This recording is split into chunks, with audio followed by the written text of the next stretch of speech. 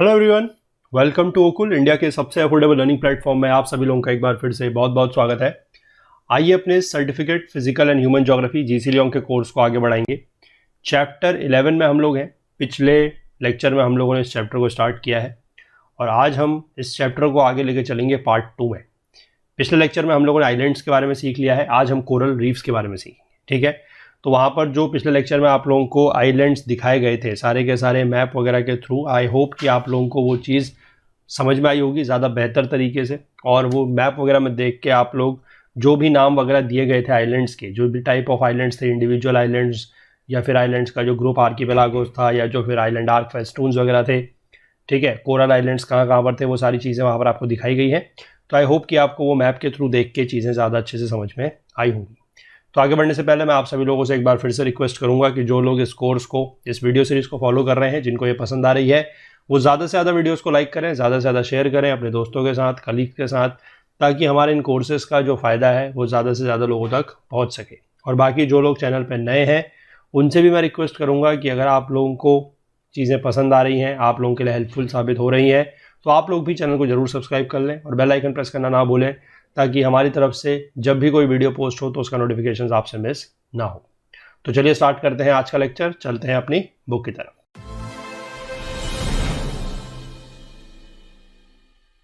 देखिए, coral reefs start करने से पहले मैं आपका ध्यान एक बार कल के लेक्चर में ले जाना चाहूँगा कि जहाँ पर हमने लास्ट में कुछ कोरल आइलैंड्स देखे थे, जैसे कि एटलांटिक ओशन में हम लोगों ने देखे थे अबाउट योर बर्मुडा देखा था एक हमने। उसके बाद हमने पैसिफिक ओशन में आपको मैंने दिखाए थे Marshall islands, we have the Gilbert and the Ellice islands. Indian Ocean में हमने देखे थे लक्षद्वीप और मालदीव्स, और वहाँ पर मैंने आपको काफ़ी अच्छे से जूम करके दिखाया था और मैंने आपको बताया भी था कि वहाँ पर एटोल्स वगैरह फॉर्म होते हुए आपको बहुत साफ तरीके से दिख रही थी। ठीक है, तो थोड़ा सा उसको आप रिकॉल कीजिए और फिर उसके बाद हम यहाँ पर स्टार्ट करते हैं कोरल रीफ्स। ठीक है, देखते हैं ये चीज़ क्या होती है। इन ट्रॉपिकल सीज, अब एक एक करके जो एक एक वर्ड यहाँ पर मैं बताते जाऊँगा, ठीक है, उसको आप लोग बहुत अच्छे से नोट डाउन करिएगा और ध्यान रखिएगा।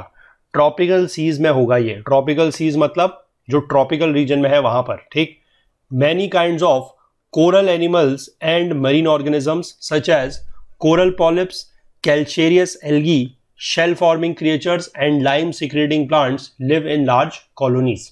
ठीक है, सबसे पहली बात तो यह है कि जो ये कोरल होते हैं ये एनिमल है। ठीक, देखने में आपको लग सकता है कि ये प्लांट है, लेकिन ये प्लांट नहीं होते, ये एनिमल्स होते हैं। ठीक है, तो कोरल एनिमल्स हैं या फिर कुछ और मरीन ऑर्गेनिजम्स हैं, जैसे कि कोरल पॉलिप्स हैं, कुछ कैल्शेरियस एल्गी हैं। कैल्शेरियस का मतलब होता है रिलेटेड टू योर कैल्शियम, इनमें कैल्शियम होता है। ठीक है, कुछ शेल फॉर्मिंग क्रिएचर्स हैं, कुछ लाइम सिक्रेटिंग, लाइम मतलब लाइम स्टोन वाला लाइम। ठीक है, कुछ लाइम सिक्रेटिंग प्लांट्स हैं, ये एक बहुत बड़ी कॉलोनी में रहते हैं। Though they are very tiny creatures, हालांकि ये बहुत छोटे होते हैं, their ability to secrete calcium carbonate within their tiny cells has given rise to a peculiar type of marine landforms. ठीक है, हालांकि इनका जो साइज है, जितने भी ये क्रिएचर्स यहाँ पर मैंने आपको बताए हैं, coral animals, coral polyps, calcareous algae और जितने भी ये shell forming creatures, lime secreting plants वगैरह हैं, ये हालांकि बहुत छोटे होते हैं, लेकिन इनकी जो एबिलिटी है कैल्शियम कार्बोनेट को रिलीज करने की, आप कह सकते हैं कि कैल्शियम कार्बोनेट को सिक्रीट करने की, इनके सेल्स के अंदर उससे एक अलग ही तरीके का मरीन लैंडफॉर्म बनता है। ठीक है, और ये जो इस तरीके का लैंडफॉर्म बनता है, they exist in numerous species of many forms, मतलब ये जो प्लांट वगैरह जो यहाँ पर क्रिएचर्स वगैरह बताए गए हैं, ये बहुत ज्यादा स्पीशीज में रहते हैं, इनके फॉर्म्स, कलर्स, शेप्स वगैरह अलग अलग हैं। Under favourable conditions they grow in great profusion just below the water level. ठीक है, ग्रेट प्रोफ्यूजन मतलब बड़ी मात्रा में ये पानी के नीचे होते हैं। Taking coral animal as a whole, the polyps are the most abundant and also the most important. ठीक है, सबको अगर हम एक साथ लेके चलें तो उसमें से जो पॉलिप्स हैं, जो कोरल पॉलिप्स हैं, ये सबसे ज्यादा मात्रा में पाए जाते हैं, मोस्ट अबंडेंट है और सबसे ज्यादा इंपॉर्टेंट भी यही है। ठीक, each polyp resides in a tiny cup of coral and help to form the coral reefs. When they die, their limey skeleton मतलब फिर से वही limestone related हो गया ये। ठीक है, their limey skeletons are cemented into coralline limestone. There are also non-reef building species such as the precious corals of the Pacific Ocean and the red coral of the Mediterranean, which may survive in the colder and even the deeper waters. ठीक है, as a rule they thrive well only in the warmer tropical seas. ठीक है, तो यहां पर आप ये बात मैंने आपको कल भी बताई थी कि किस तरीके से कोरल्स वगैरह फॉर्म होते हैं, कि जो इनका लाइम सिक्रीशन होता है या जो इनके सेल्स के अंदर जो कैल्शियम होता है, जो लाइमस्टोन होता है, जब ये मरते हैं, ठीक है, जब ये मरते हैं तो इस तरीके से जो इनके लाइमी स्केलेटन्स या जो लाइमस्टोन के बने हुए स्केलेटन्स होते हैं, जो कैल्शियम के बने हुए स्केलेटन्स होते हैं, वो एक दूसरे के ऊपर इकट्ठा होते जाते हैं लेयर बाय लेयर फॉर्म में। ठीक है, और वहां से क्या बनता है, फिर वहां से कोरल्स बनते हैं। ठीक है, ये तो इंपॉर्टेंट है। इसके बाद यहां पर जो ये दो नाम दिए गए हैं ये भी थोड़ा सा इंपॉर्टेंट है, इनको ध्यान रखिएगा, precious corals and the red corals. ठीक है, precious corals of the Pacific Ocean and red coral of the Mediterranean, ये क्या है, they are non reef building species. ठीक है, तो सवाल आप लोगों से पूछा जा सकता है कि क्या सारे के सारे कोरल जो है वो रीफ बनाते हैं, तो ऐसा नहीं है। ध्यान रखिएगा, कुछ स्पीशीज कोरल की ऐसी भी हैं जो रीफ फॉर्म नहीं करती हैं। ठीक, यहां पर स्पेसिफिकली नाम दिया गया है precious corals of the Pacific Ocean and the red corals of the Mediterranean. ये कहां पर है, ये कोरल जो है रीफ नहीं बनाते हैं, ये ध्यान रखना है। ठीक, और ये कोल्डर वाटर में और डीपर वाटर्स में भी क्या है, सर्वाइव कर सकते हैं। ठीक, जो हमारे रीफ बिल्डिंग कोरल्स होंगे उनके सर्वाइवल के लिए बेस्ट कंडीशंस क्या है वो देखनी है। सबसे पहले दो कंडीशंस है, एक टेम्परेचर की रहेगी और दूसरी रहेगी कि वो पानी में कितने डेप्थ में है। ठीक है, और दोनों का क्या फैक्टर है, किस तरीके से इंपॉर्टेंट है वो हम समझेंगे।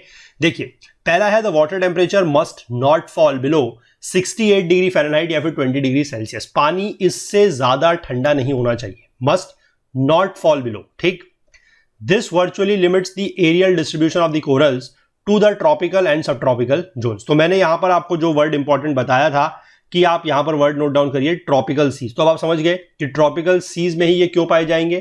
ट्रॉपिकल सीज में या ट्रॉपिकल और सब ट्रॉपिकल जोन में ही ये इसलिए पाए जाएंगे क्योंकि टेम्परेचर जो है वो 20 डिग्री सेल्सियस से नहीं होना चाहिए, नीचे नहीं होना चाहिए। इससे अगर कम होगा तो कोरल जो है वो फ्लरिश नहीं कर पाएंगे, कोरल जो है वो फिर नहीं रह सकते उसमें। ठीक, again they will not flourish where there are cold currents. जहां पर कोल्ड करंट्स होंगे, ठीक है, वहां पर भी ये फ्लरिश नहीं कर सकते because of the upwelling of the cold water from the depths that cools the warm surface water. क्योंकि जहां पर अगर कोल्ड करंट्स आ रहे हैं वहां पर क्या है, अपवेलिंग होती है। अपवेलिंग क्या होती है ये हमें पता है कि नीचे से जो पानी ऊपर की तरफ को आता है।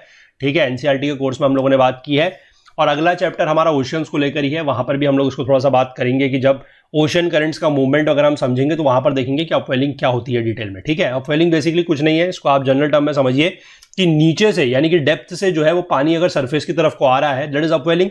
अब ठंडा पानी अगर सरफेस पर आ रहा है तो उससे भी प्रॉब्लम होगी। ठीक है, तो इसकी वजह से भी क्या होगा कि जो सरफेस का वार्म वाटर है वो कूल हो जाएगा और वो कोरल के लिए अच्छी बात नहीं है। इसीलिए अगर आप देखेंगे कि कॉन्टिनेंट्स जितने भी हैं उनके वेस्टर्न कोस्ट में कोरल रीफ्स जनरली एब्सेंट है, वहां पर प्रेजेंट नहीं है। क्यों? क्योंकि जनरली आप देखेंगे जो वेस्टर्न कोस्ट है वहां पर सारे के सारे जो करंट्स है, ठीक है, वो कोल्ड करंट्स है बेसिकली। ठीक है, इसको हम लोग अगले लेक्चर में फिर से मैं कहूंगा कि हम लोग बहुत अच्छे से इसको डिस्कस करेंगे। लेकिन अगर मैं आपको यहाँ पर कुछ जस्ट एज एन एग्जाम्पल अगर कुछ नाम बता दूं जो आप लोग अभी अगर किसी को आइडिया है तो जो अपने मैप वगैरह में आप चेक कर सकते हैं, तो वो आप जाके एक बार देखिएगा कि जो अफ्रीका है, ठीक है, अफ्रीका के वेस्टर्न कोस्ट में आप देखिएगा आपको एक करंट दिखाई देगा, दैट इज बेंगुएला करंट। ठीक है, आप जाके एक बार चेक कीजिएगा जो चिली और पेरू वाला एरिया है, यानी कि आपका जो साउथ अमेरिका का जो वेस्टर्न पार्ट है वहां पर जाके आप चेक करेंगे आपको दिखेगा पेरू करंट या फिर हम्बोल्ट करंट। ठीक है, ये सारे के सारे कैसे करंट है, these are all your cold currents. ठीक, या फिर आप चेक करेंगे कि अफ्रीका के ही ऊपर के पार्ट में जहां पर मैंने आपको कल कैनरी आइलैंड दिखाया था वहां पर आप देखेंगे कैनरी करंट है। ठीक है, आप यूएसए के पास देखेंगे, यूएसए के वेस्टर्न कोस्ट में आपको एक करंट दिखाई देगा, दैट इज कैलिफोर्निया करंट। तो ये सारे के सारे जो करंट्स हैं these all are your cold currents, और इसीलिए कोल्ड करंट्स होने की वजह से आप समझ सकते हैं कि यहां पर कोरल रीफ्स जो है वो नहीं पाए जाएंगे। ठीक, इसके बाद on the other hand the warming effect of the warm currents that is the Gulf Stream है जैसे, means that coral are found far to the north of the West Indies in the Atlantic Ocean. The Pacific and the Indian oceans however have the most numerous coral reefs. ये मैंने आपको कल बहुत अच्छे से फिर मैं कहूंगा, इसीलिए मैं हमेशा एक चीज कहते आया हूं कि आप चैप्टर्स को या लेक्चर्स को स्किप मत कीजिए। ठीक है, जैसे अब अगर यहां पर ये लाइन लिखी गई है कि पैसिफिक और इंडियन ओशन में बहुत ज्यादा कोरल्स होते हैं, तो जैसी मैंने ये लाइन बोली, जिसने कल का लेक्चर देखा है उसके माइंड में एकदम से आ जाएगा कि पैसिफिक आइलैंड में हम लोगों ने आइलैंड्स देखे थे, मार्शल आइलैंड्स हमने देखे थे, गिलबर्ट एंड एलिस आइलैंड, और वहां पर मैंने आपको बहुत अच्छे से जूम करके दिखाए थे जो कोरल्स वगैरह वहां पर बन रहे थे, जो एडोल्स वगैरह बन रहे थे वो दिखाए थे। इंडियन ओशन में मैंने आपको दिखाया था लक्षद्वीप, उसके नीचे मैंने आपको दिखाया था मालदीव्स। तो इसीलिए मैं हमेशा ये चीज कहता हूं कि जो चीजें आप लोगों के लिए जिस तरीके से बनाए जा रहे हैं लेक्चर्स, उनके पीछे कोई एक थॉट है, कोई एक थिंकिंग है कि जो आप लोगों के लिए बेस्ट पॉसिबल हो सकता है, जिससे आप चीज़ों को बार बार ना पढ़ें और फिर भी आपको चीज़ें जो है वो याद रहें। ठीक है, एक साइंटिफिक तरीका उसमें यूज़ किया जा रहा है कि आप लोग अगर इमेजेस देखते हैं तो you recall them very easily. ठीक है, और वो आपके माइंड में जो उसका इंप्रेशन है वो काफ़ी लंबे समय तक रहता है। तो इसलिए थोड़ा सा इन चीज़ों को आप ध्यान दीजिए और लेक्चर्स को स्किप मत कीजिए। तो जैसे ही मैंने यहाँ पर ये बोला कि पैसिफिक और इंडियन ओशियंस में बहुत ज़्यादा कोरल रीफ्स है, तो आपके माइंड में वो इमेज जो है कल मैंने दिखाई थी पिछले लेक्चर में, वो आपके माइंड में आ जानी चाहिए। ठीक है, तो पहली चीज़ तो टेम्परेचर की हो गई कि टेम्परेचर इनको गर्म चाहिए, 20 डिग्री से कम का टेम्परेचर नहीं होना चाहिए, इसीलिए ये ट्रॉपिकल और सब ट्रॉपिकल रीजन में पाए जाएंगे। Western coast of the islands या जो कॉन्टिनेंट्स हैं उसमें ये इसलिए नहीं पाए जाते, क्यों?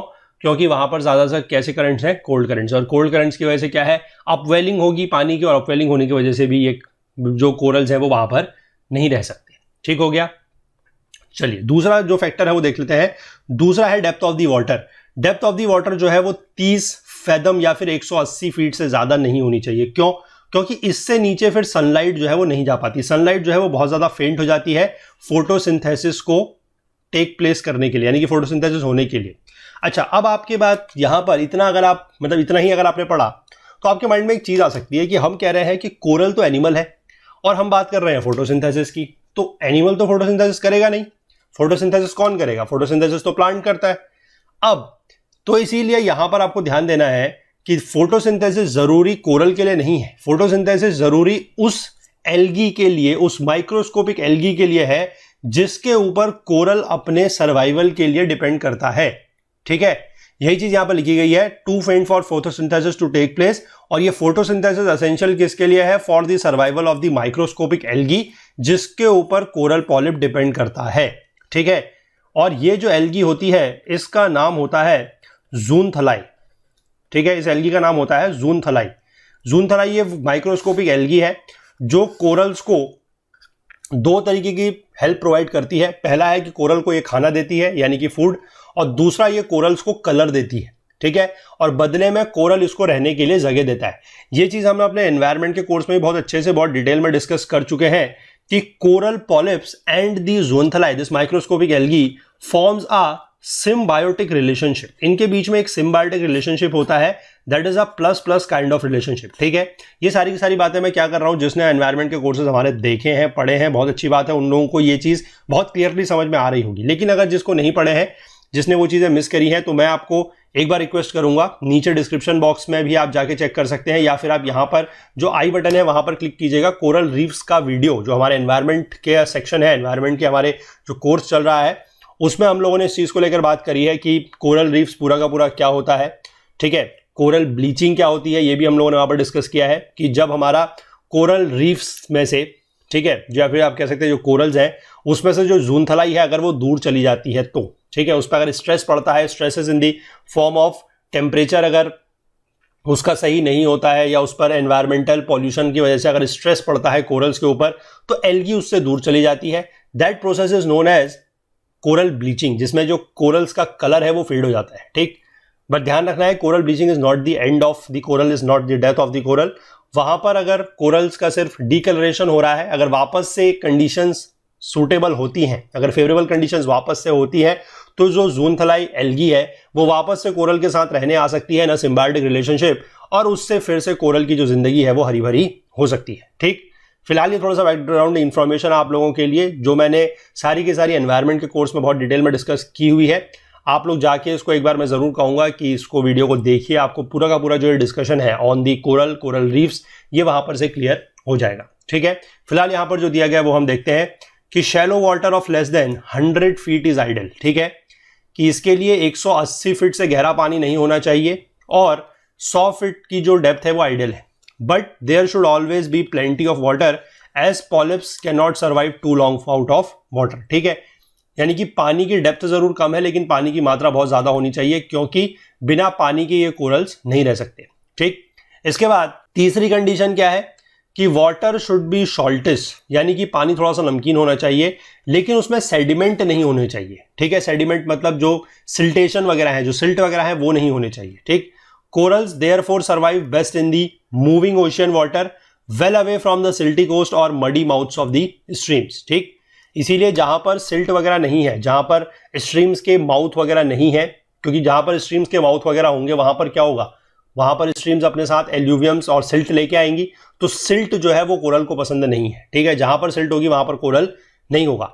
इसीलिए the corals are best developed on the seaward side of the reef where constantly moving waves, tides and ocean currents maintain an abundant supply of clear and oxygenated water. They also bring an adequate supply of food in the form of microscopic organisms. ठीक है, ये microscopic organisms अपने साथ लेके आता है जो पानी है, साथ ही साथ ये वेव्स, टाइड्स और करंट्स के फॉर्म में जब पानी मूव करता है on the seaward side of the reef, तो वहां पर क्लियर और ऑक्सीजनेटेड पानी इसको मिलता है, तो वो इसके लिए बेटर है, ठीक है। सिल्ट वगैरह इसको पसंद नहीं होते, ठीक हो गया ना। चलिए इसके बाद टाइप्स ऑफ कोरल रीफ्स देखते हैं। 3 टाइप के कोरल रीफ्स हैं। सबसे पहला जो है that is your fringing reefs. Fringing reefs क्या होता है, ये ऐसी कोरल लाइन है जो लाई करती है close to the shore, extending outwards from the mainland, shore के पास, ठीक है, मतलब जो तट है उसके पास ये पाई जाएगी। It is sometimes separated from the shore by a shallow lagoon, ठीक है। लगून वगैरह क्या होता है ये हम लोगों ने जो पिछला चैप्टर था हमारा कोस्टल लैंडफॉर्म्स का, वहां पर बहुत अच्छे से डिस्कस किया है, ठीक है, कि लगून्स वगैरह क्या है। इसीलिए मैं आपसे रोज कह रहा हूं कि चीजों को स्किप मत कीजिए, क्योंकि हर कंसेप्ट जो है वो एक के बाद एक आगे को रिलेटेड है। अगर आप पूरी की पूरी बुक जो है शुरुआती चैप्टर से लेकर अभी तक अगर फॉलो कर रहे हैं, तो आप यहां पर जो भी इस तरीके के टर्म्स आएंगे वो आप लोगों के लिए समझना कोई ज्यादा बड़ी बात नहीं है, ठीक है। लगून्स वगैरह क्या होता है हम लोगों को ये चीज पता है, ठीक। It is widest when fringing a protruding headland but completely absent when facing the mouth of the stream, ठीक है। जहां पर माउथ ऑफ द स्ट्रीम होगा वहां पर ये सबसे क्या होगी, वहां पर ऑलमोस्ट एब्सेंट होगी, और जहां पर जो हेडलैंड है, ठीक है, हेडलैंड प्रोट्रूडिंग होगा यानी कि बाहर की तरफ को निकला हुआ होगा, वहां पर ये फ्रिंजिंग जो है सबसे ज्यादा वाइड होगी। The outer as grows rapidly because of the splashing waves that continuously renew the supply of fresh food. जो इसकी आउटर एज है वो सबसे तेजी से ग्रो करेगी, क्यों, क्योंकि वहां पर जो वेव्स वगैरह आ रही हैं, जो करंट्स वगैरह से पानी आ रहा है, वो अपने साथ फ्रेश फूड लेके आ रहा है, ज्यादा इसको खाना मिल रहा है तो ये ज्यादा तेजी से ग्रो कर रहा है। The reefs may be about a mile wide, lying just above the level of low water and sloping steeply downwards on the seaward side of to a depth of about 100 feet, ठीक है। यहां पर आप इसको देख सकते हैं, fringing reefs आपको दिखाई गई है, ठीक है। जैसे ये लैंड है तो यहां पर इस तरीके की जो रीफ्स बनी है दिस इज फ्रिंजिंग रीफ, और यहां पर आप देख सकते हैं ये किस तरीके से बिल्कुल जो शोर है, ठीक है, ये लैंड है, इस लैंड के बिल्कुल शोर के पास ये इस तरीके से बनी हुई है, ठीक है। जो दूसरी होती है that is your barrier reef, ठीक।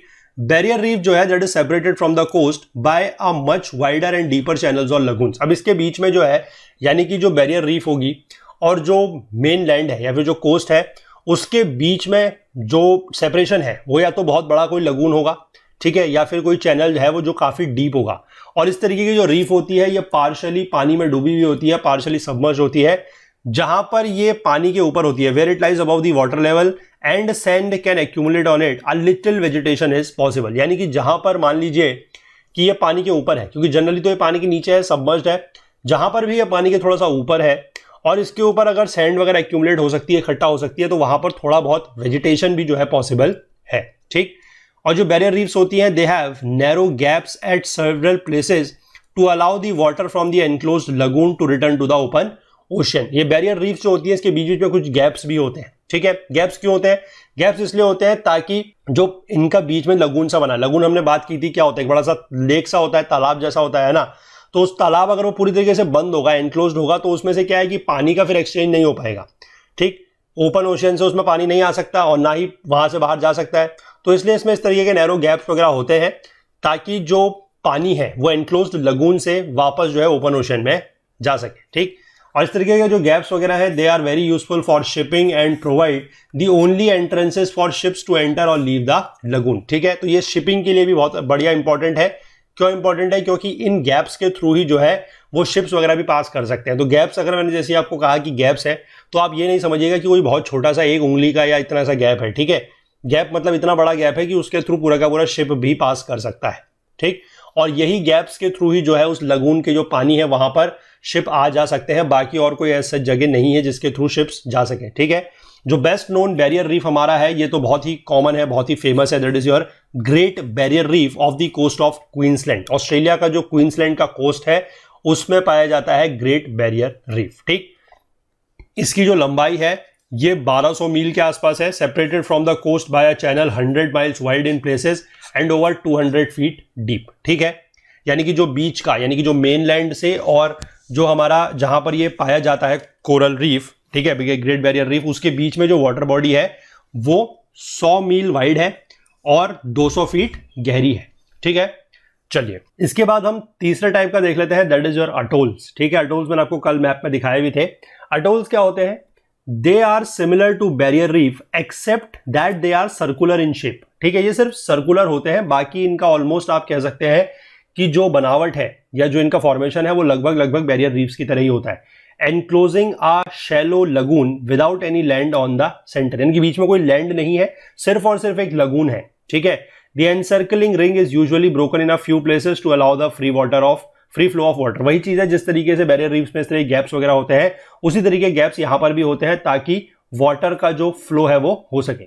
On the inside of the reefs sand and limestone debris collect and palm trees like coconuts may grow. तो सवाल आपसे पूछा जा सकता है कि किस तरीके के जो रीफ्स हैं, जिस तरीके कौन से तरीके कोरल रीफ्स हैं जहां पर इस तरीके के लाइमस्टोन और सैंड के डेब्रिस कलेक्ट हो सकते हैं और जहां पर पाम ट्रीज जैसे कि कोकोनट वगैरह ग्रो कर सकते हैं, तो ध्यान रखेंगे they are your atoll reefs, ठीक। Such palm trees thrive well in the brackish water of the lagoon, ठीक है। जो लगून का ब्रैकिश वाटर होता है, ब्रैकिश वाटर आपको पता है क्या होता है, 5 से 35 पीपीटी जिसकी सैलिनिटी होती है वो, ठीक है, यानी कि जिसमें नमक जो है 5 पार्ट्स पर 1000, यानी एक तरीके से कह सकते हैं कि 1 लीटर पानी में अगर 5 ग्राम नमक घुला है से लेकर 35 ग्राम तक अगर नमक घुला हुआ है, तो उस तरीके के पानी में जो है इस तरीके के जो सॉल्टी वाटर एक तरीके से आप कह सकते हैं कि उसमें इस तरीके का पाम ट्रीज या कोकोनट ट्रीज वगैरह जो है वो पाए जाते हैं, ठीक है। अब यही सवाल आप लोगों के मन में आ भी सकता है, या मतलब आप लोगों को एक चीज है जो आप लोगों ने जनरली नोट की होगी कि कोकोनट ट्रीज वगैरह जनरली आप लोगों ने देखा होगा कि कोस्ट लाइन में पाए जाते हैं, यानी कि जो समुद्री तट है वहां पर पाए जाते हैं, और कोस्ट और कोकोनट ट्रीज आपको ऐसे इनलैंड जगह पे नहीं मिलेंगे, ठीक है। उसका कारण यही है कि जो कोकोनट ट्रीज होते हैं, इस तरीके के जो पाम ट्रीज होते हैं, उनके लिए ब्रैकिश वाटर की जरूरत होती है, और ब्रैकिश वाटर जो है आपको कोस्ट लाइन के पास ही मिलता है, तो इसलिए वहां पर ही ये पाए जाते हैं, ठीक है। The nuts fall into the water and are distributed widely by floating from one coral island to another, ठीक है। जो इसके नट्स वगैरह होते हैं वो पानी में गिरते हैं और उसके बाद फिर वो एक कोरल आइलैंड से दूसरे कोरल आइलैंड में फ्लो कर सकते हैं और वहां पर फिर ये उगना शुरू हो जाते हैं। The calm waters are useful for fishing and canoeing, ठीक है। जो कैनोइंग होती है और जो फिशिंग होती है उसके लिए काम वाटर्स काफी हेल्पफुल है। Some of the large atolls जैसे कि Suvadiva in the Maldives west of Ceylon have a lagoon over 40 miles across, ठीक है। Number of them provide essential air bases for the trans Pacific aircraft, ठीक है। ट्रांस पैसिफिक एयरक्राफ्ट मतलब मैंने आपको बताया कि जो ऐसे एरोप्लेन्स वगैरह हैं जो पूरा का पूरा पैसिफिक ओशियन को क्रॉस करके जा रहे हैं, ठीक है, तो उनके लिए इस तरीके के कुछ एयर बेसिस वगैरह जो है वहां पर बीच में रहते हैं, ताकि जिसमें आपको बताया था कि ऑयल रिफिलिंग वगैरह करने के लिए और इन सब चीजों के लिए, ठीक है ना। चलिए यहां पर आपको डायग्राम में ये चीज दिखाई गई है किस तरीके से बैरियर रीफ होता है, ठीक है, और किस तरीके से बीच में इसके आपको लगून दिख रहा है, ठीक है। यहाँ पर लैंड है, this is your barrier reef, और यहाँ पर ये लगून बना हुआ है। सिमिलरली अगर हम बात करते हैं अटोल की, तो अटोल में भी यही चीज है। अटोल में आप देख सकते हैं थोड़ा सा अंतर यह है कि एक सर्कुलर है, मतलब एक एनक्लोज्ड रिंग है जिसके बीच में यहाँ पर लगून है, बाकी अंतर जो है वो सेम है। और इस तरीके का आपको कोरल रीफ या जो अटोल है मैंने आपको कल मैप में दिखाया था, अगर आप एक बार जाके फिर से देखेंगे, आपको मैंने मार्शल आइलैंड्स जो दिखाए थे वहां पर भी इस तरह की चीज दिखाई थी, जहां पर मैंने आपको गिलबर्ट एंड एलिस आइलैंड्स दिखाए थे, ठीक है। Gilbert and Ellice islands in your कहां पर थे, पैसिफिक ओशन में, दोनों के दोनों पैसिफिक ओशन में है, ठीक है। जाके इनको एक बार आप देखिएगा, अगर आपने कल का लेक्चर मिस किया है तो वहां पर आपको ये चीजें बहुत अच्छे से समझ में आ जाएंगी, और वहां आपको इस तरीके के स्ट्रक्चर्स वगैरह तो दिखाई देंगे और नाम भी आपको दिखाई देगा वहां पर लिखा हुआ है, ठीक है। दैट इज योर अटोल्स, ठीक है। चलिए इसके बाद अब एक सवाल ये पैदा होता है कि ये अटोल्स या जो कोरल्स हैं इनका ओरिजिन कैसे हुआ, ठीक है, इनका फॉर्मेशन का बेसिस क्या है।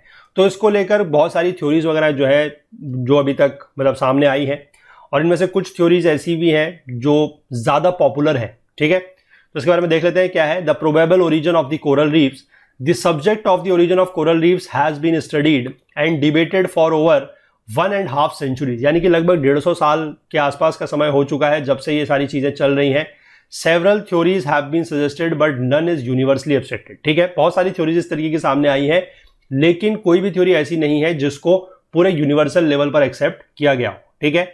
एक थ्योरी जो सबसे मोस्ट वाइडली एक्सेप्टेड थ्योरी है, that is put buy a great scientist Charles Darwin, ठीक है। काफी फेमस इनका नाम है, आप लोगों ने साइंस में भी इनका नाम सुना होगा, जिन्होंने सर्वाइवल ऑफ द फिटेस्ट की थ्योरी भी दी थी, ये वही है चार्ल्स डार्विन। इन्होंने जब पैसिफिक ओशियन की, पैसिफिक आइलैंड्स की जो वोयाज है, यानी कि जब ये उसके भ्रमण पे गए थे 1842 में, उसके बाद इन्होंने इस तरीके की एक थ्योरी दी थी। इन्होंने क्या बोला था, इसको बोला है सबसिडेंस थ्योरी। ठीक है, सबसिडेंस थ्योरी उसको बोला गया है।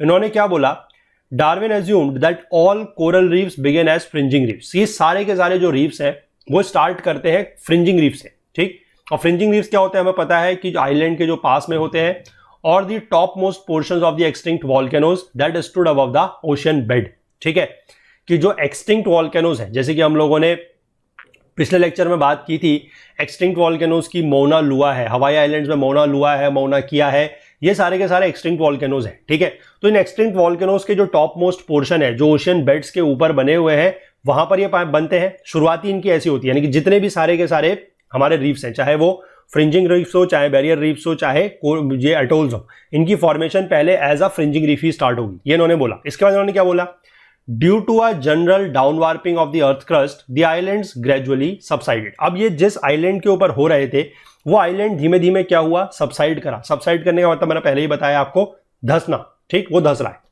The corals continue to grow upwards to keep pace with the subsidence. अब कोरल क्या है कि कोरल अगर बढ़ रहे हैं तो वो ऊपर की तरफ को बढ़ेंगे, और सबसिडेंस नीचे की तरफ को हो रहा है। ठीक, the growth was more vigorous at the outward edge than the landward edge because of the more favourable living conditions of corals, so the encircling reef widened. अब क्या होगा कि जो उस पूरे का पूरा जो बन रहा था, जहां पर कोरल फॉर्म हो रहे हैं, उसकी जो आउटवर्ड एज है, वहां पर ये कोरल का फॉर्मेशन ज्यादा होगा। ठीक है, जैसे अगर आप यहां पर उसको इस तरीके से समझ लें कि ये बीच के पोर्शन में जो है, ठीक है, यहां पर अगर मैं आपको इसको ऐसे दिखाऊं कि बीच के पोर्शन में कोरल कम बना है, और साइड में आप देख सकते हैं कि यहां पर जो है कोरल ज्यादा फॉर्म हुआ है, यानी कि जो आउटवर्ड एज है वहां पर कोरल क्या हो रहे हैं, ज्यादा फॉर्म हो रहे हैं। और आउटवर्ड एज पे कोरल ज्यादा फॉर्म क्यों होंगे, मैंने आपको पहले ही बताया कि ओपन ओशन है, ओपन ओशन से ज्यादा पानी आएगा। ठीक है, ज्यादा ऑक्सीजनेटेड वाटर आएगा, साथ में ही अपने साथ कुछ मरीन ऑर्गेनिजम्स को भी लेके आएगा, जो टाइनी ऑर्गेनिजम्स होंगे, तो उसकी वजह से इसको अच्छा पानी मिल रहा है, अच्छा खाना मिल रहा है, भोजन मिल रहा है, तो ये बड़ा हो रहा है। ठीक है, इसीलिए आप समझ सकते हैं कि जो आउटवर्ड एज में ग्रो कर रहे हैं वो ज्यादा क्यों कर रहे हैं। ठीक, तो वहां से क्या बन जाएगा, उसके बाद बन जाएगा बैरियर रीफ।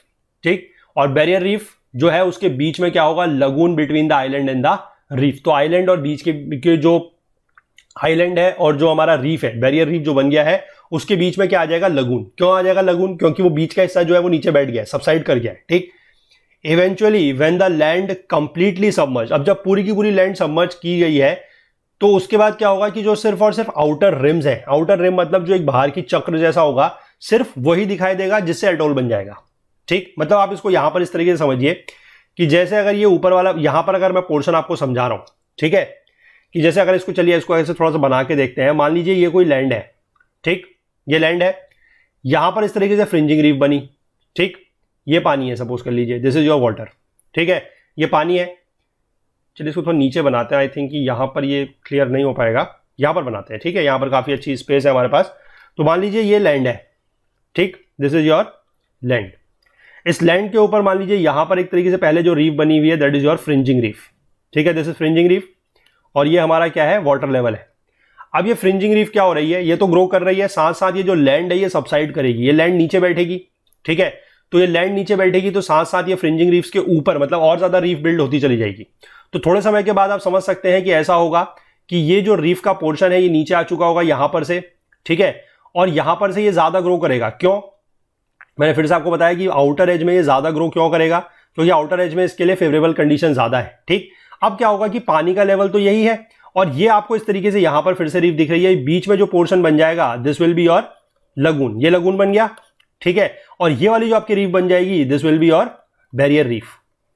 समझ पाए आप, बहुत आसान है। फ्रिंजिंग रीफ से कैसे बैरियर रीफ बनी है आप समझ गए। ठीक, फ्रिंजिंग रीफ अभी मैंने नीचे दिखाई है, ये वाली है, और ये जो ऊपर का मैं इसको अलग कलर कर देता हूं, ये जो ब्लैक कलर बन गया this is your barrier reef. अब ठीक है, अब क्या होगा, थोड़े समय के बाद ये चीज जो है ये मतलब चलती जाएगी कि लैंड और नीचे को आती जाएगी, और ये जो रीफ है ये और ज्यादा बिल्ड करती चली जाएगी। ठीक है, तो थोड़े समय के बाद ऐसा होगा कि आप इसको ऐसे समझिए कि ये एक तरफ से ऐसा है, बीच में ये नीचे बैठा हुआ है, और साइड से दूसरी तरफ से ये फिर से ऐसा है।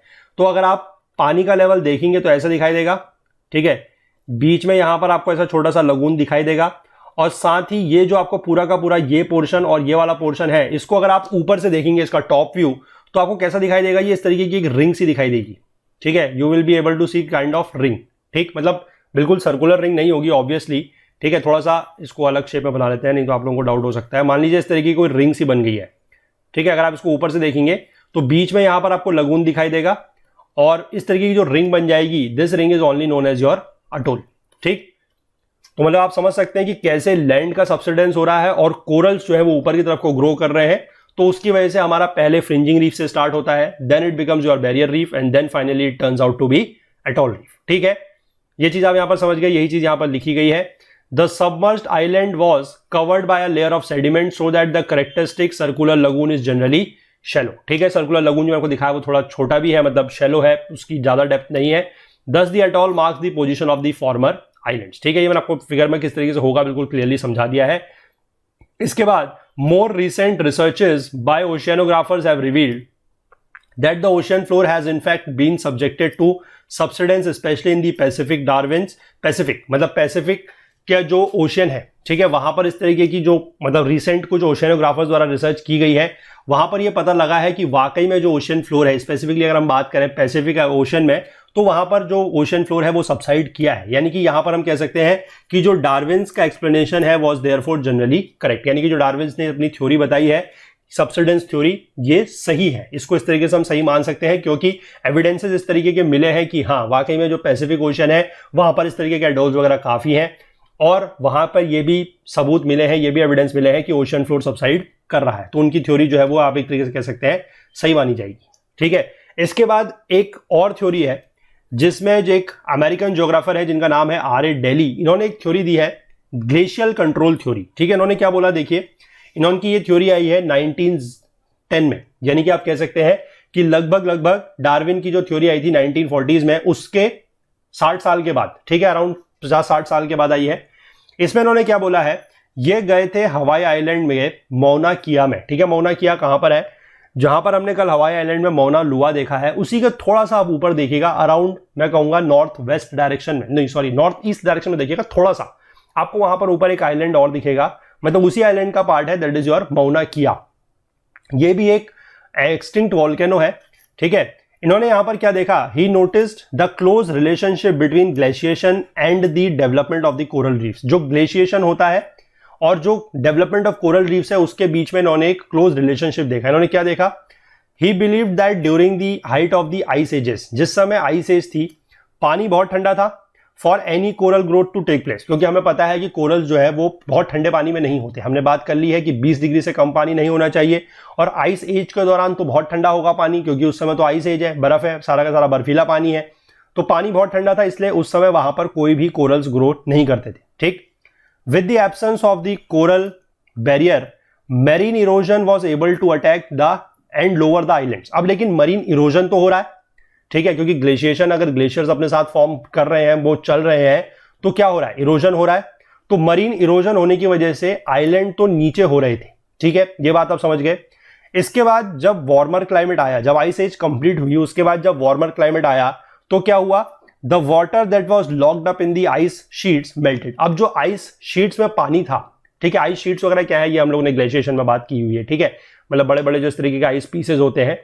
आइस शीट्स क्या है, जब टेम्परेचर बढ़ा, जब वार्मर क्लाइमेट आया तो आइस शीट्स पिघले, और आइस शीट्स पिघले तो उससे क्या है, पानी निकला, ठीक। अब इसके पानी निकलने की वजह से क्या हुआ कि there was a rise in the sea level which in some cases submerged these lower islands. तो आइलैंड्स जो पहले मरीन इरोजन होने की वजह से सबसाइड कर गए थे, अब जब पानी बढ़ा तो क्या हुआ, जब पानी बढ़ा तो उससे क्या हुआ कि वो फिर डूब गए, ठीक, क्योंकि पानी बढ़ गया है और थोड़ा सा आइलैंड नीचे हो गए हैं तो ये डूब गए, ठीक।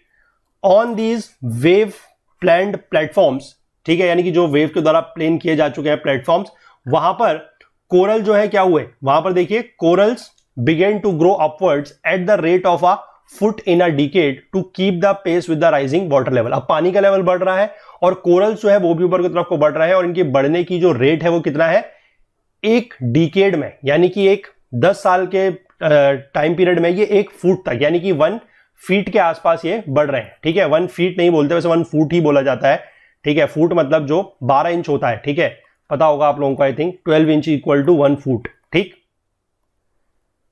और ऐसा क्यों हुआ, क्योंकि जो वाटर लेवल बढ़ रहा था उसको साथ साथ ये भी बढ़ते गए, ठीक। Coral reefs where islands still project above sea level and atolls were this form. ठीक है, कोरल रीफ जहां पर आइलैंड जो है वो सी लेवल के ऊपर थे, वहां पर अटोल्स फॉर्म हुए, और recent evidence of boring through the coral formation seem to favour Daly's explanation of a change in the sea level and consequent erosion of the islands. ठीक है, जो बोरिंग वगैरह की गई है कोरल फॉर्मेशंस के थ्रू, वहां पर ये चीज जो है, जो दिल्लीज ने एक्सप्लेनेशन दिए हैं, वो मतलब एक तरीके से आप कह सकते हैं कि सही पाए गए हैं कि जो सी लेवल में चेंज हो रहा है या फिर जो आइलैंड्स में इरोजन हो रहा है उसकी वजह से। ठीक, however the deepest borings reveal basaltic rocks. जो सबसे ज्यादा डीप ड्रिलिंग की गई है या बोरिंग की गई है, वहां पर पता लगा है कि बसाल्टिक रॉक्स पाए गए हैं। ठीक, these correspond to the subsided islands envisaged by the Darwin. तो जो डार्विन ने बोला था कि जो हमारे आइलैंड सबसाइड करे हुए हैं, ये उसी के पार्ट है। ठीक है, जहां पर बसाल्टिक रॉक्स पाए गए हैं। इसीलिए इन दोनों थ्योरीज का जो कॉम्बिनेशन है, it accounts for all the important features of the coral reefs and atolls. तो इसीलिए ये जो दोनों थ्योरीज है, R.A. डेली की थ्योरीज और चार्ल्स डार्विन की जो थ्योरी है, यानी कि जो ग्लेशियल वाली थ्योरी है और जो सबसिडेंस वाली थ्योरी है, ये दोनों के दोनों कैसी रही है, मतलब एक तरीके से आप कह सकते हैं कि मोस्ट एक्सेप्टेड। ठीक है, और जो मैंने आपको ऊपर चीज समझाई थी वो यहां पर आप फिर से एक बार देख सकते हैं। ठीक है, कि ये जो है डार्विन की थ्योरी के अकॉर्डिंग बनाया गया कि यहां पर पहले फ्रिंजिंग रीफ बन रही है, उसके बाद ये थोड़ा सा पोर्शन नीचे की तरफ को जा रहा है, रीफ्स और ज्यादा बन रही हैं, तो यहां पर क्या बन गया है, this has become a barrier reef. ठीक है, थोड़ा सा बीच में इस तरीके का लगून वगैरह है। उसके बाद जब ये और ज्यादा फॉर्म होता है, पूरे का पूरा यहां पर इस तरीके का बन जाएगा, आपको एक चेन सी दिखाई देगी जो सर्कुलर एनक्लोज रिंग है, then it becomes an atoll. ठीक, सिमिलरली अगर हम बात करें जो दिल्ली की थ्योरी है, R.A. डेली की, इसके अकॉर्डिंग क्या है कि यहां पर इस तरह के कोरल रीफ्स वगैरह फॉर्म हुए हैं। ठीक है, फिर ये पूरा का पूरा जो नीचे हुआ, यानी कि जो हमारा आइलैंड है वो नीचे हुआ। क्यों नीचे हुआ? सबसिडेंस होने की वजह से। ठीक है, उसके बाद जो समुद्र का पानी है, जो फॉर्मर सी लेवल है, वो इस तरीके से ऊपर है। ठीक है, इसके बाद यहां पर क्या है कि सी लेवल जो है वो ऊपर को बढ़ रहा है और कोरल भी ऊपर की तरफ को बढ़ रहे हैं, तो वहां पर क्या हो रहा है कि अटोल फॉर्मेशन हो रहा है, और बीच में इस तरीके का आपको यहां पर जो ये छोटा सा आप ऐसा पोर्शन देख रहे हैं, यहां पर क्या बन गया है, शैलो लगून्स। ठीक है, तो सारे के सारे जो हमारे थ्योरीज हैं, मतलब हम कह सकते हैं कि जो ये जो दो थ्योरीज हैं of the Darwin and R.A. Daily, ये दोनों की दोनों थ्योरी ऐसी हैं जो इन चीजों को बहुत ही भली भांति तरीके से प्रूफ करती है कि हाँ, किस तरीके से अटोल फॉर्मेशन हुआ है, किस तरीके से कोरल फॉर्मेशन हुआ है। ठीक है, तो आई होप कि आप लोगों को ये चैप्टर जो है बहुत ही अच्छे से समझ में आया होगा। और अगर आपसे अब कोरल से संबंधित कोई भी सवाल अगर आपसे पूछा जाए या आपको अगर लिखने को जवाब आए, तो आप बहुत आसानी से चीज़ों को लिख सकते हैं। फॉर्मेशन को लेकर भी, ओरिजिन को लेकर भी, ये जो दो थ्योरीज हैं इनको भी आप बहुत अच्छे से समझा सकते हैं। ठीक है, तो अब हमारा इस कोर्स में, यानी कि जो जीसी लियोंग पार्ट 1 का कोर्स चल रहा है, इसमें सिर्फ और सिर्फ एक चैप्टर बचता है, जिसको हम लोग कल के लेक्चर से स्टार्ट करेंगे। और मोस्ट प्रोबेबली 3 क्लासेस में या 3 लेक्चर्स में, मैं कहूँगा मोस्ट प्रोबेबली 3 या फिर मैक्सिमम 4 लेक्चर्स में वो चैप्टर भी कंप्लीट हो जाएगा। उसके बाद जैसा कि मैं आपको पहले भी बताया है कि थोड़े टाइम के लिए हम इस बुक का जो कोर्स है, यानी कि जो पार्ट 2 है, उसको हम बिल्कुल तुरंत स्टार्ट नहीं करेंगे। ठीक है, थोड़ा सा आप लोगों का देखेंगे, अगर आप लोगों की डिमांड अच्छी होगी तो उसको जल्दी स्टार्ट कर लिया जाएगा। लेकिन बीच में हम लोग कोशिश करेंगे कि कुछ और कोर्सेज के बारे में जो आपसे पूछा जा रहा था कि कौन सा कोर्स आप लोग और पढ़ना पसंद करेंगे, तो उसके अकॉर्डिंग कुछ इन्फॉर्मेशन आप लोगों से कलेक्ट करके फिर कोई और बेटर कोर्स आप लोगों को लेके आया जाएगा। लेकिन ये ध्यान रखिएगा कि ऐसा नहीं है कि this course has been stopped और आगे कोई ये बुक कंप्लीट नहीं की जाएगी, लेकिन की जाएगी अगर आप लोगों की डिमांड अच्छी होगी तभी। ठीक है, तो चलिए फिलहाल एक चैप्टर और बचा हुआ है, उसको हम लोग कंप्लीट करेंगे, बाकी फिर आगे की बात उसके बाद देखते हैं क्या होता है। ठीक है, चलिए। तो कंटेंट रिलेटेड अगर आपको कोई भी डाउट होता है तो आप हमारा टेलीग्राम का जो ग्रुप है, that is Okul GS UPSC discussion forum, इसको ज्वाइन करके आप पूछ सकते हैं। इसका लिंक आपको नीचे डिस्क्रिप्शन बॉक्स में मिल जाएगा, या फिर आप इसको टेलीग्राम में सर्च करके भी ज्वाइन कर सकते हैं। इस पूरी की पूरी वीडियो सीरीज का जो फुल कोर्स है वो हमारी वेबसाइट पर अवेलेबल है। वहां पर अभी आपको सारे के सारे वीडियोस मिल जाएंगे, और नोट्स और क्विजेज भी जो है वो बहुत जल्द वहां पर चैप्टर वाइज अपलोड कर दिए जाएंगे, ताकि आप लोग जो है पढ़ सकें। वीडियोस के थ्रू आप लोग नोट्स के थ्रू क्विकली रिवाइज कर सकें, और क्विजेस के थ्रू आप लोग जल्दी से अपनी तैयारी, अपनी प्रिपरेशन को एसेस कर सकें। कोर्स परचेस करने संबंधी अगर आप कोई टेक्निकल क्वेरी फेस करते हैं तो आप हमसे हमारे इस नंबर के थ्रू, दैट इज व्हाट्सएप के थ्रू कॉन्टैक्ट कर सकते हैं, दैट इज 9498086380। बाकी अगर आप हमसे कोई भी और बात शेयर करना चाहें, कुछ भी पूछना चाहें या कुछ बताना चाहें, तो आप हमसे हमारी ईमेल आईडी के थ्रू भी कांटेक्ट कर सकते हैं, दैट इज support@okul.co। बाकी हमसे ज़्यादा जुड़ने के लिए आप हमें फेसबुक पे, इंस्टाग्राम पे, लिंक्डइन पे और ट्विटर पर भी फॉलो कर सकते हैं। Thanks for watching till the end. आप हमारे अदर कोर्सेज को इन प्लेलिस्ट्स के थ्रू एक्सेस कर सकते हैं। अगर आपको यह वीडियो पसंद आया है तो लाइक ज़रूर करें, इसे ज़्यादा से ज़्यादा शेयर करें। अगर आपने अभी तक हमारे इस YouTube चैनल को सब्सक्राइब नहीं किया है तो जल्दी से कर लीजिए और बेल आइकन प्रेस करना बिल्कुल नहीं भूलिएगा, ताकि आपको हमारे सभी वीडियोस के नोटिफिकेशन सबसे पहले मिल सके। अपने कमेंट्स करके हमें ज़रूर बताइएगा कि आपको ये वीडियो कैसा लगा।